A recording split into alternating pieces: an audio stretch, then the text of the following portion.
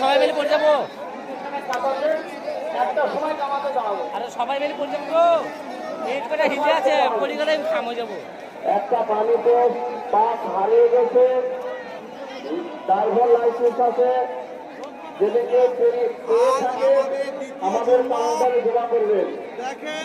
ভালো করে দেখেন, সবাই শেয়ার করে দেন ভিডিওটা। দ্বিতীয় জুম্মা 3 থেকে 4 লাখ লোক হয়েছে এখানে। আমাদের কাউন্টারে জমা করবেন।